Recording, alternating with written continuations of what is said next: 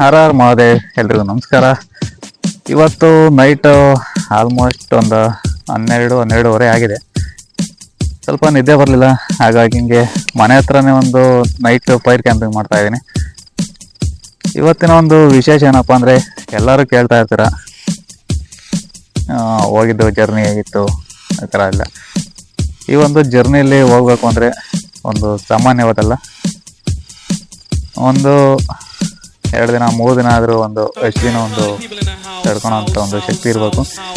ಮತ್ತು ಯಾರೇ ಏನೇ ಅಂದರೂ ಒಂದು ನಾವು ಸಮಾಧಾನವಾಗಿ ಒಂದು ಇದು ಮಾಡೋಂಥ ಒಂದು ನಮ್ಮ ಮನಸ್ಥಿತಿ ಇರಬೇಕು. ಹಾಗೆ ಕೂಡ ನೀವಂತಂದಷ್ಟು ಅದು ಈಸಿ ಅಲ್ಲ. ಈ ಒಂದು ಟ್ರಾವೆಲಿಂಗ್ನ ನಾನು ಒಂದು 1000 ರೂಪೀಸಿಂದ ಸ್ಟಾರ್ಟ್ ಮಾಡಿದ್ದು.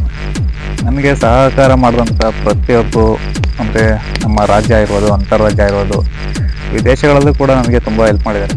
ಏನಿಲ್ಲ, ಒಂದು ಆಲ್ಮೋಸ್ಟು ಒಂದು ಕಾಲ ಆಯ್ತು. ಈಗ ಹಾಫ್ ಆನ್ ಅವರು ಹಿಂಗೆ ಕೂತ್ಕೊಂಡಿದ್ದೆ. ನಮ್ಮ ಮಮ್ಮಿಯವ್ರು ಬೇರೆ ಬಂದಿದ್ದಾರೆ.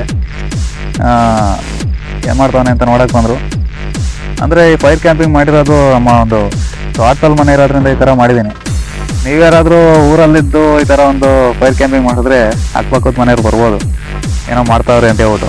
ಹುಷಾರಾಗಿ ಫೈರ್ ಕ್ಯಾಂಪಿಂಗ್ ಮಾಡೋಂಗಿದ್ರೆ ಈ ಥರ ಎಲ್ಲಾದರೂ ಬೀಳಲ್ಲಿ ಈ ಥರ ಒಂದು ಜಾಗದಲ್ಲಿ ಮಾಡಿದ್ರೆ ಇನ್ನೂ ಚೆನ್ನಾಗಿರುತ್ತೆ. ಅದರಲ್ಲೂ ಸೋಲೋ ಒಂದು ಫೈರ್ ಕ್ಯಾಂಪಿಂಗ್ ಮಾಡಿದ್ರೆ ಇನ್ನೂ ಸಖತ್ತಾಗಿರುತ್ತೆ. ಯಾಕಪ್ಪ ಅಂದರೆ ಭಯ ಇರಲ್ಲ, ಒಬ್ಬೊಬ್ಬರು ಇರೋದ್ರಿಂದ.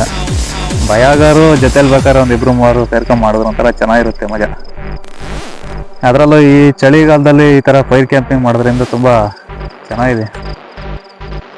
ಆಲ್ಮೋಸ್ಟ್ ಈಗ ಅಲ್ಲೇ 11:30 ಆಗಿರ್ಬೋದು. ಈಗ ಸ್ವಲ್ಪ ನಿದ್ದೆ ಬರ್ತಾ ಇದೆ.